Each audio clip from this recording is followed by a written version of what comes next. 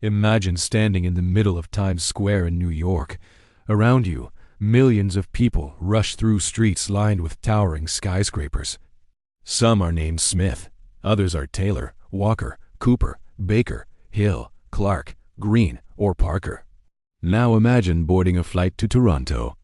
You meet another Smith, then to Sydney, where a Brown and a Carter greet you at passport control.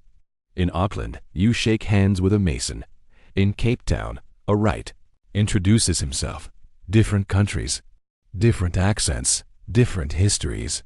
Yet somehow the same family names appear again and again, connecting millions of people separated by oceans. It is one of history's greatest hidden mysteries.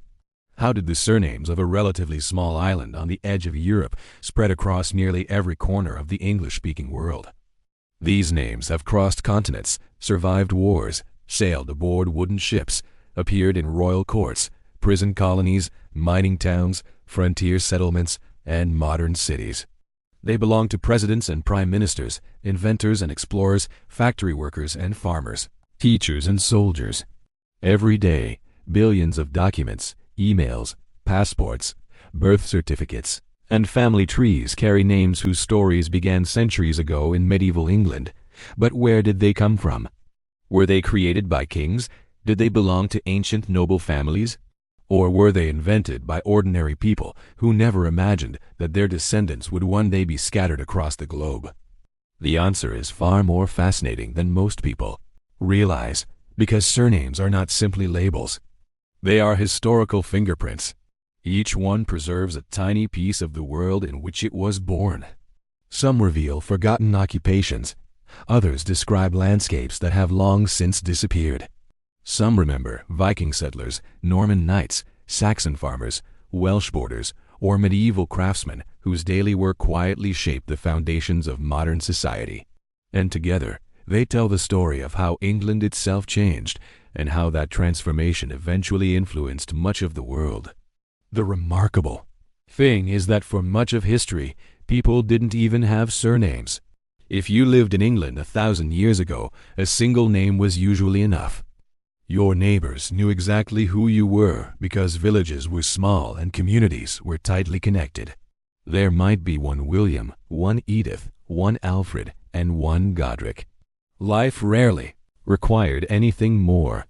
But as England grew, that simplicity began to disappear. Villages expanded. Markets attracted strangers. Trade connected distant towns. Travel became more common. Kings demanded better records. Land ownership became increasingly important. Suddenly, having dozens of men named William living within the same region became a serious administrative problem. How could taxes be collected? How could land be inherited? How could courts distinguish one John from another? England needed a new way to identify people. The turning point came in 1066, when William, Duke of Normandy, defeated King Harold at the Battle of Hastings. England changed forever. The Norman Conquest did more than replace one king with another. It transformed government, law, land ownership, language, administration, and eventually, names. The new Norman rulers brought with them sophisticated systems of record-keeping. Vast estates had to be documented. Taxes had to be assessed. Property disputes required written evidence. Officials increasingly needed ways to identify individuals with precision. Then, in 1086, William ordered one of the most extraordinary surveys ever attempted in medieval Europe. The Domesday Book, often described as the medieval equivalent of a national census. It recorded thousands of landowners, villages, estates, livestock, mills, churches, and resources across England. Although hereditary surnames had not yet fully developed, the Domesday Book revealed something important. People were already being described by more than one name. Some were identified by where they lived, others by their occupation, others by their father, still others by physical appearance or personal characteristics. These descriptions were never intended to become permanent family names, at least not at first. Yet over the following centuries, many of them did exactly that. Imagine a village blacksmith. Everyone simply calls him John, but there are now 3 men named John living nearby. 1. Farms, one bakes bread. One spends every day forging horseshoes, repairing tools, and shaping iron beside the village forge. Very quickly, people begin referring to him as John the Smith, not because Smith is his family name, but because everyone immediately knows which John they mean. Now imagine his son. He also becomes a genja, blacksmith. The villagers continue calling him Thomas Smith. His own son inherits the forge, then his grandson. Generation after generation, the description slowly transforms into an inherited surname. Without anyone planning it, one of the world's most common family names is born. The same quiet process unfolded across thousands of villages. A man who baked bread became baker. Someone who built carts became carter. A barrel maker became cooper. A stoneworker became mason. A tailor became tailor. A mill operator became miller. A carpenter might become Wright. None of these names were originally prestigious. They simply described everyday work. Yet those ordinary occupations built extraordinary legacies.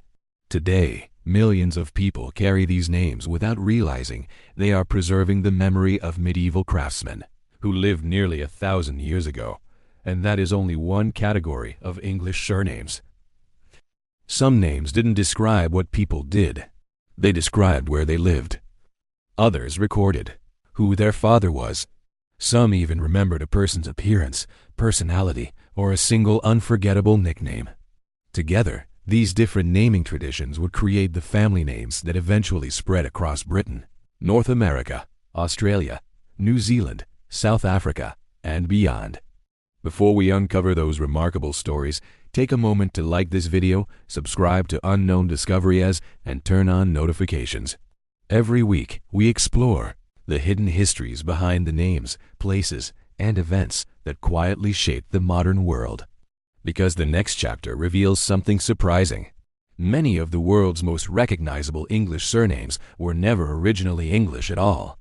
The Norman Conquest is often remembered as the moment England gained a new king. In reality, it gained an entirely new ruling class. When William the Conqueror defeated Harold Godwinson in 1066, thousands of Norman nobles, knights, priests, and administrators crossed the English Channel. They did not arrive merely to govern England. They came to own it. Within a generation, much of England's land had passed into Norman hands. Castles rose where Saxon halls had once stood. French became the language of the royal court. Latin dominated official records.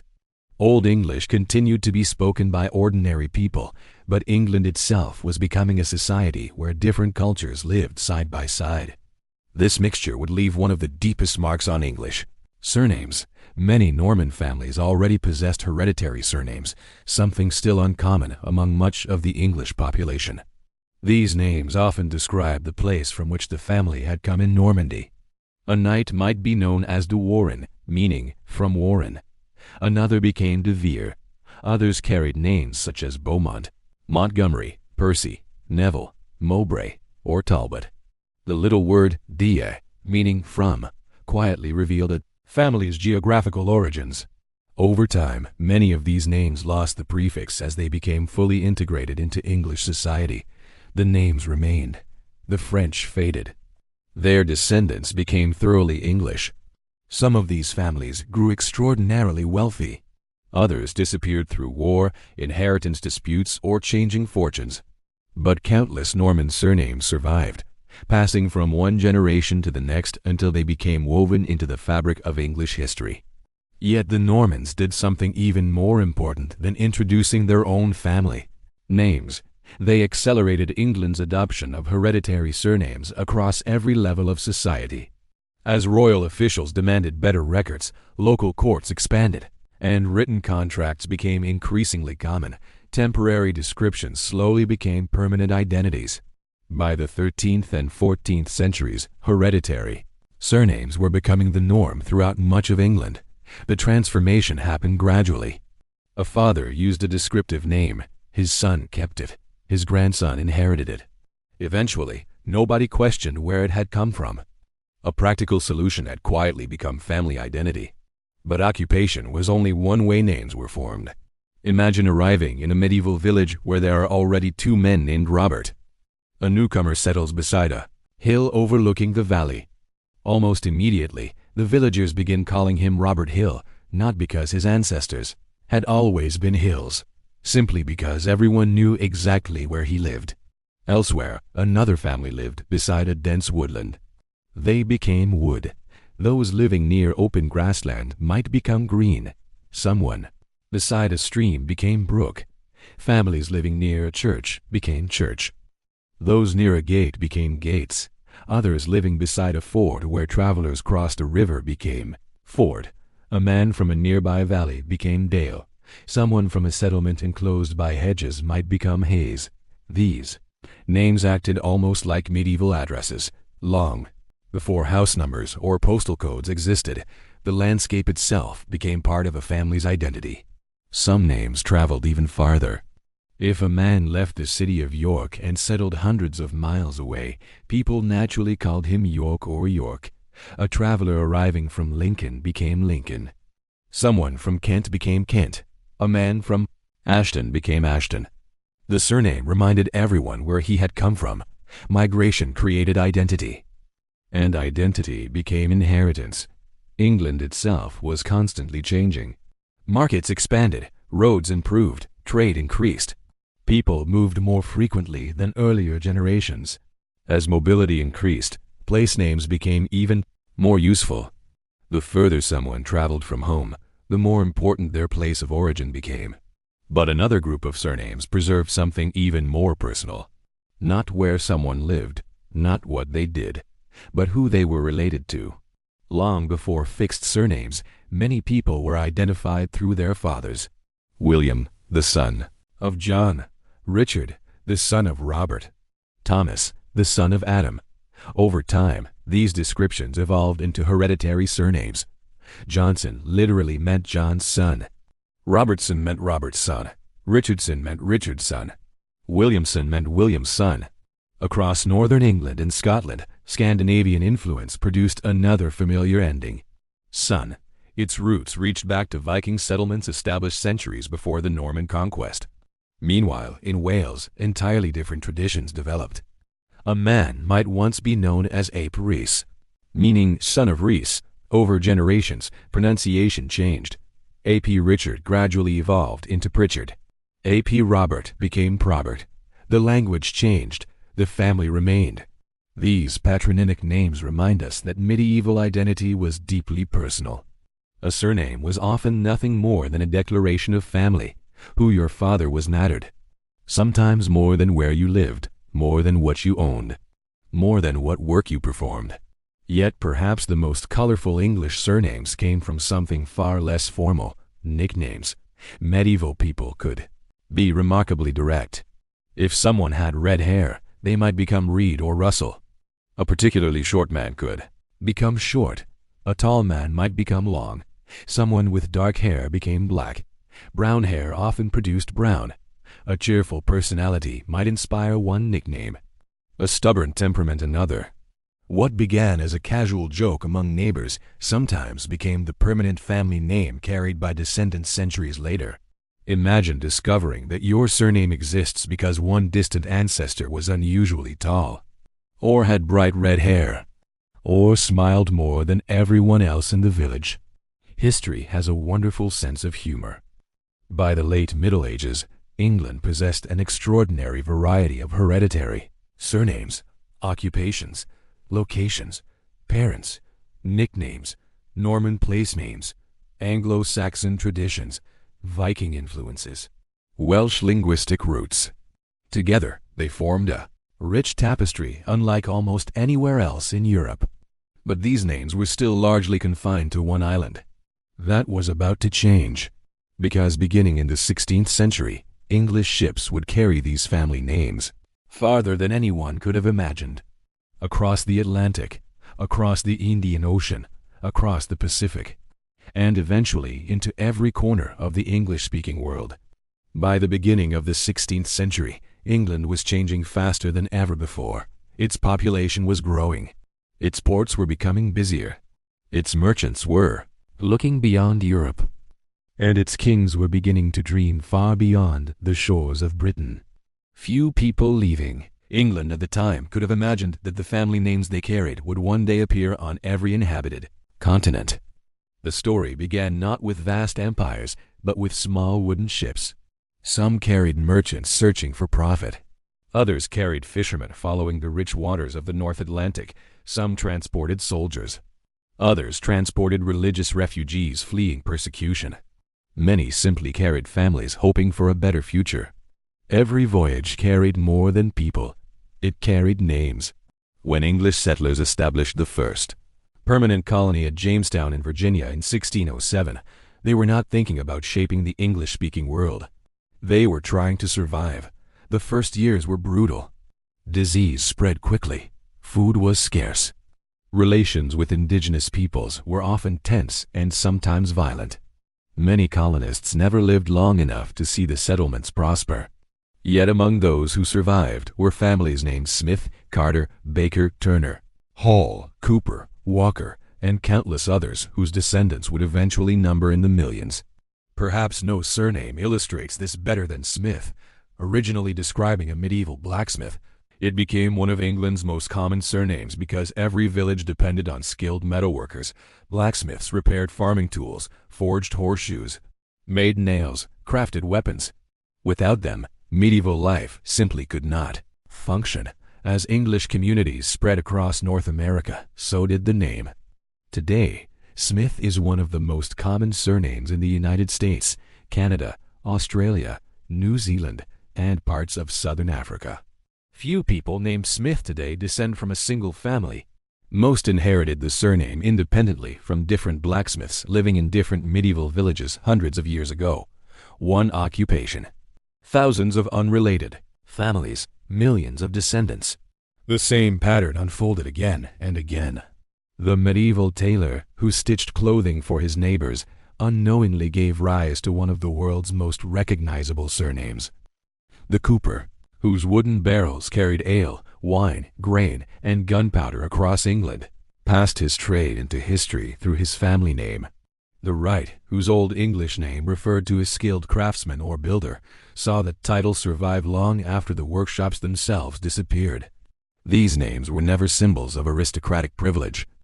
They became global because ordinary people became global. The 17th century transformed England into a nation of migrants. Some crossed the Atlantic voluntarily. Others did not. Religious conflict pushed Puritans toward New England. Economic hardship encouraged families to seek opportunities overseas. Merchants established trading settlements throughout the Caribbean. Farmers looked for land unavailable at home. Every departure expanded the map of English surnames. Then came another powerful force: the growth of the British Empire. Over the next 2 centuries, English-speaking communities appeared across North America, the Caribbean, Southern Africa, India, Australia, and New Zealand. Some settlements grew into thriving cities. Others disappeared almost without trace. But everywhere English settlers established permanent communities, their surnames became woven into local history. It is easy to imagine history being shaped only by kings, admirals, or famous explorers. Yet empires were not built solely by remarkable individuals. They were built by carpenters, farmers, school teachers, stone masons, blacksmiths, shopkeepers, women raising families on unfamiliar frontiers, children who grew up speaking English thousands of miles from the villages where their ancestors had once lived. History often remembers generals. It is ordinary families who populate continents. Not every migration was voluntary. Beginning in the early 17th century, Britain also transported thousands of convicted prisoners overseas. Many were sent to North America before the American Revolution. After the loss of the American colonies, transportation shifted to Australia. Between 1788 and 1868, more than 160,000 convicts arrived there. Among them were people carrying surnames that remain common throughout Australia today. Some had stolen food. Others committed relatively minor crimes. A few were political prisoners. Many had little chance of escaping poverty in Britain. Their descendants would eventually helped build entirely new communities on the opposite side of the world. The family names they carried survived long after the crimes themselves had been forgotten. Meanwhile, voluntary migration continued on an even greater scale. During the Industrial Revolution, millions of Britons left crowded towns and villages searching for opportunity overseas. Steamships made long-distance travel faster and safer than ever before. A journey that had once taken months became increasingly predictable. Families boarded ships in Liverpool, Bristol, London, or Glasgow, carrying little more than their possessions, their memories, and their names. Some settled on Canadian farms. Others established businesses in Melbourne. Some became sheep farmers in New Zealand. Others worked in South African mines. The destinations differed. The surnames remained remarkably familiar. Walk through English-speaking cities today and you will see echoes of those journeys everywhere.